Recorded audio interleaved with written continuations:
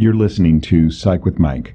For more episodes or to connect with the show with comments, ideas, or to be a guest, go to www.psychwithmike.com. Follow the show on Twitter @PsychWithMike or like the Facebook page @PsychWithMike. Now, here's Psych with Mike. Hear me now? My mic twisted in the right direction? Yes, I can hear you now. All right. So welcome into the Psych with Mike library. This is Dr. Michael Mahan. I'm here with Mr. Brett Newcomb. How are you today? I'm great. So we were talking earlier about, stuff that I would like to do to take the technological level of the show up a notch. And one of the things that I didn't say that you were explaining to me that you have a very active fantasy life. Well, yes. Yeah. Absolutely. About technology. Yeah. And I would love to get a soundboard so that we could do like little drop-ins, like, you just push the button and then it does a drop-in. Like do you know some sort of noise. Yeah. Like quack, quack, quack. Yeah. Exactly, like the duck. Hello. Right? Yeah. And if I had the soundboard right now, I would hit the one for fanfare. All right. Because this is officially our 100th episode. Oh, cool. Yeah. Yeah. So we are not quite to the point of 2 years. You have to make your own fanfare? Yeah. But yeah, I have to, yeah. Actually, I'll just imagine it. Thank you. Good. Yeah. But I did really well, didn't I, when in your imagination? In my imagination, you always do well. In reality. We're going back to grad school again. Yeah. Oh, my gosh. Well, see, you're always at a one-down position because I was your teacher in grad school. Yeah. So. Yeah. Well, you were my teacher, and there are stories about my matriculation or lack thereof. The process that you can or the tell. lack of, yeah. I shan't. That's all right. I have no need to do that. But this is our 100th episode, and even though we're not quite to 2 years, we're at 100 episodes because we have sometimes put out multiple episodes in a week. And so this is officially the 100th episode for Psych with Mike, and I am super, super stoked about that. Yeah, we either had something that we thought was so demanding that it needed to get out, or we had nothing else to do and we're bored and decided to put out extra ones this week. Yeah, multiple episodes. Yeah. Sure. Yeah, but because that's our lives. Yeah, that's our producer's fault. That's not mine. But so, if you are an avid listener to Psych with Mike, again, we are... Isn't everyone? They should be. Yeah. If they're not, they should be. But that's the point is make sure that you are telling people about the show.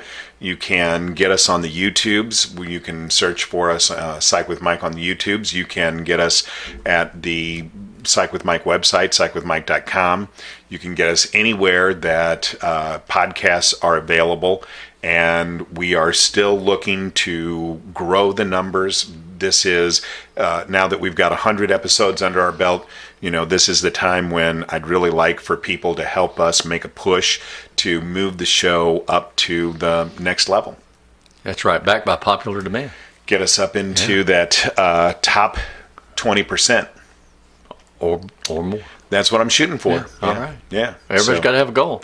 Everybody's got to have a goal. Yeah. And I think the show is damn good. So you're not gonna. I'm not. I've had enough of this. Let's talk about something real. All right. Yeah. So, let's talk about something real. Okay. I'm pedantic, correct? Oh, absolutely. That's as real as it gets. Yeah. So for people who pedantic means overly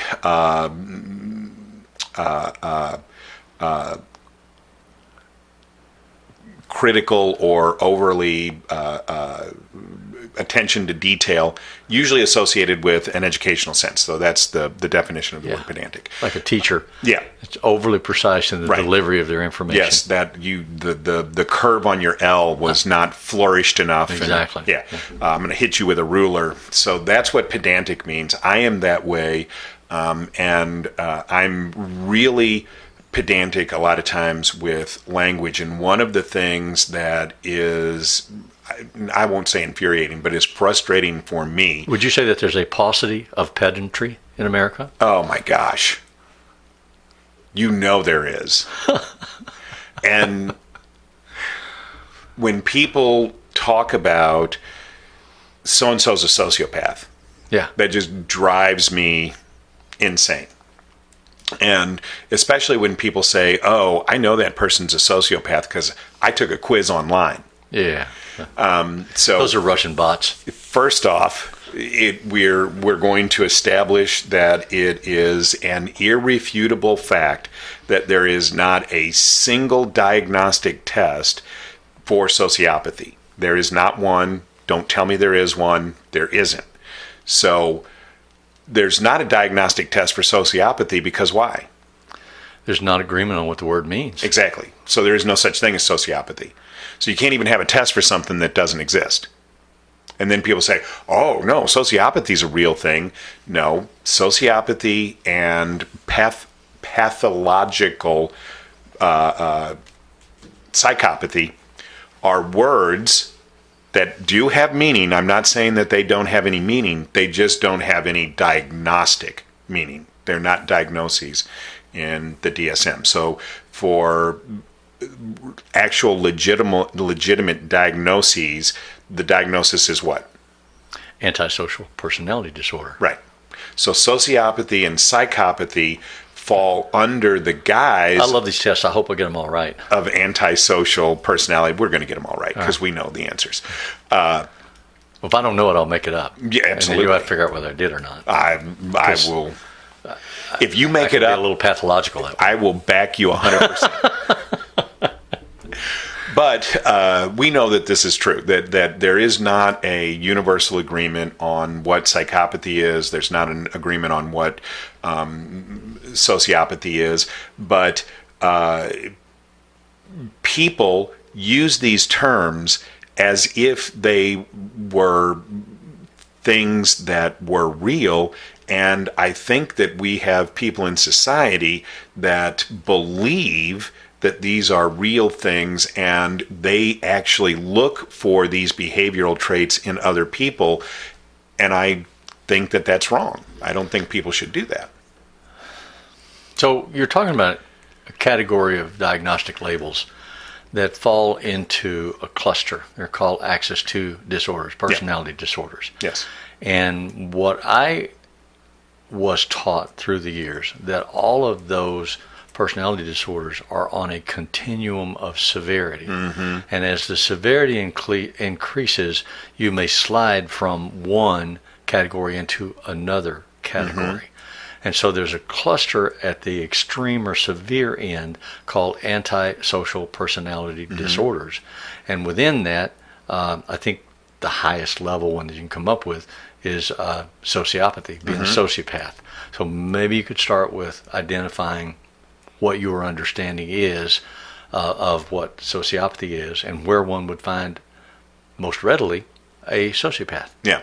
So it actually, even antisocial personality disorder is on a spectrum. Yeah. So it starts with conduct disorder. So if you're under 15, they have to label you conduct disorder. Yeah. If So you're over 15, they can say, oh, it's antisocial personality. Right. I mean, that's the age distinction. Yeah. But basically, a conduct disorder is, so you've got a little child. So you have a 7-year-old, and he's killing birds.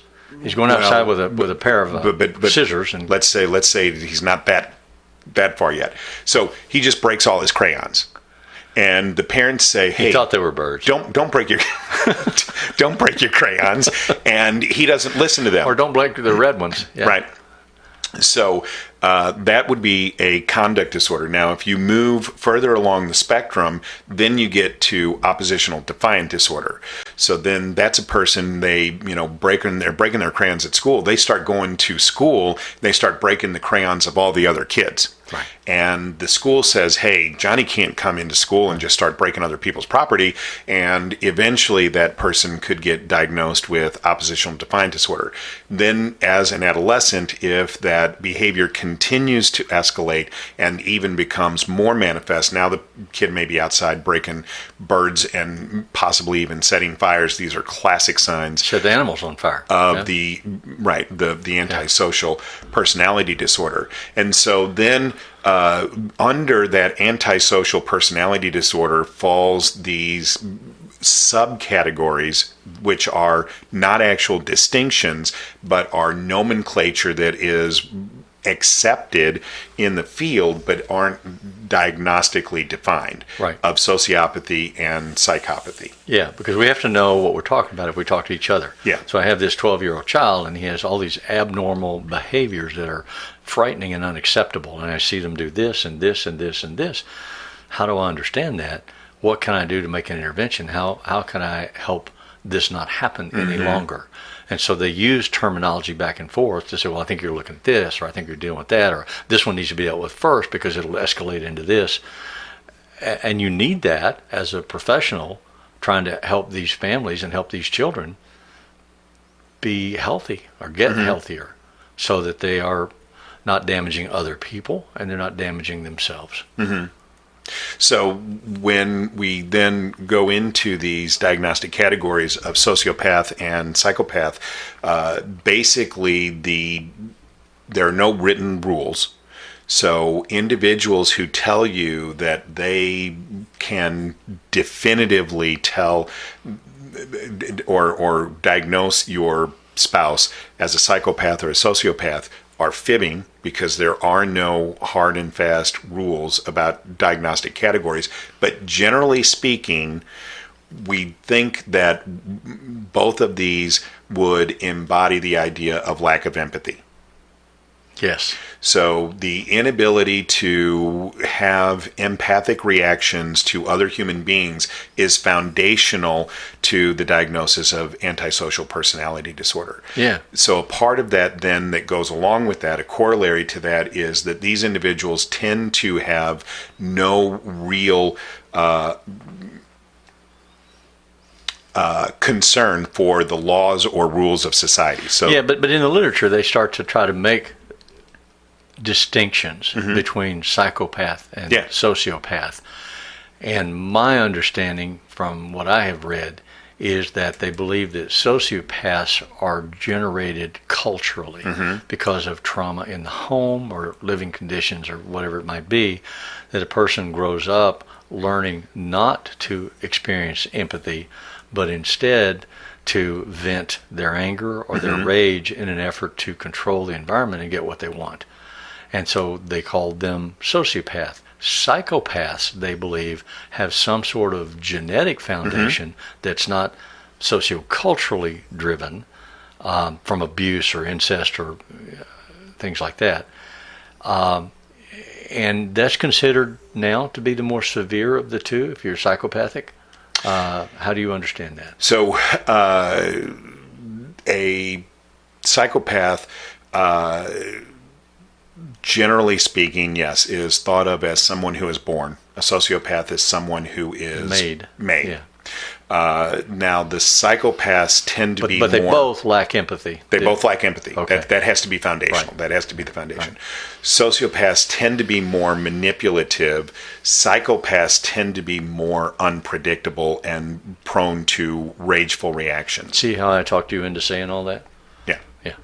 And what's also then a distinction is that sociopaths are capable of forming attachments to other people while psychopaths are not. Okay. So to me, there really isn't a. So I'll throw you a curveball. Yeah. Is that an attachment disorder? Underlying all that? I think that as By you said, definition would have to be. that everything's on a spectrum and then things overlap. Right. So yes, in that way, it would be an attachment disorder. But what I would argue is that these are things that are differences without a distinction. Okay. That, if you have an individual who has an underlying you can't form inability. An attachment if you can't have empathy. If you can't have empathy, exactly. Right. Yeah. And so I think that what's happened is that people have, because again, this isn't based on heavy research. This is based on people want to try and define these terms. Yeah. and they want to be able to have a backing. Usually so they can use them to label others. Exactly. Right. And so in antisocial personality disorder, there may be some people who have more of a capacity to form attachment to other people, or at least on the surface appear to be able to. There may be some people who are more volatile. There may be some people who are more manipulative. So I'm not sure that I understand the precision of any distinction that you would make. I don't think there is a any. Narcissistic personality disorder okay. and an antisocial personality disorder. Well, I think narcissistic people can have empathy. I think they can fake it really well. I don't know if they can actually do it. Well, so, I mean, but again, now we're back on the spectrum. Yeah, okay. You know, all right. so all right. I'll buy that. Yeah, if they can fake it, do they really have it or do they not? So I don't know, but I think that is the domain upon which I would actually separate those things. Is that I believe that narcissists have the capacity for empathy, whether they engage in it or not. Right. You know, and then antisocial personality disorder individuals do not. And so then within the diagnostic category of antisocial, again, you're going to have this spectrum of people who are more manipulative, people who have less ability to form attachments, and then, you know, people start trying to want to label that, and that's where sociopathy and psychopathy come from. But for me, I really feel like that's, again, like I said, a distinction without a difference. So clinically, someone brings you someone, or they're referred to you by the court or the employer or what have you, work on these issues, and you determine, well, I'm looking at a case of extreme narcissism, or I'm looking at a case of antisocial personality disorder, one of these subcategories. What do you do to intervene? How do you impact that clinically? Okay, so I'm going to start in a different place. I had a guy years ago that was probably the most narcissistic man that I've ever met in my life. And I worked with him for a number of months, and he would come to the office and kick his shoes off and curl up like a cat on the couch. And he just had no concern for the needs, wants, and desires of other people, but he could cry. Mm-hmm. And he could, if led in the right way, attribute emotional reactions to other people. So I knew that he had empathic capacity. Okay. So I could see so he was a narcissist, but he was able to be empathic. And then I've also worked with individuals who have displayed zero capacity for empathy. And you can tell that they just absolutely not only don't care, but don't understand, can't understand that other people have emotional. Still back to the same question. Yeah. What do you do clinically to help them? In that case, for me, the most important thing is to train that person, and hopefully they've been trained this way before I got a hold of them, to like people. An antisocial personality disorder is an individual, a person with antisocial personality disorder needs to be trained from the cradle to like and respect other people. And if you can do that, and then I don't know if they can form genuine attachments, but I think they can, like you're saying with the narcissist, they can fake attachments to other people, and I think that keeps them out of prison. And do you explain that to the narcissist then that you're treating, and you say, look, I don't know if this is going to be real for you, but we can make your life less miserable. We can make your life less expensive. We can teach you how to behave in ways that they don't lock you up somewhere. Yeah. I wouldn't... Or like controlling your rage. Yeah, I wouldn't say that you wouldn't say overtly. That? No. But what I think I would at some point. I mean, and I think that's a clinical choice, and I'm not saying it's right or wrong. Yeah. What I would do is try and present myself as a role model to be to form a twinship with. Because they're going to want to argue with you about every bit of it. Yeah. And so I wouldn't get into the argument. I'm saying, I'm not going to talk to you about who's smarter or dumber, who's right or wrong. I'm going to talk to you about, do you want to be in jail? Do you want to be out of jail?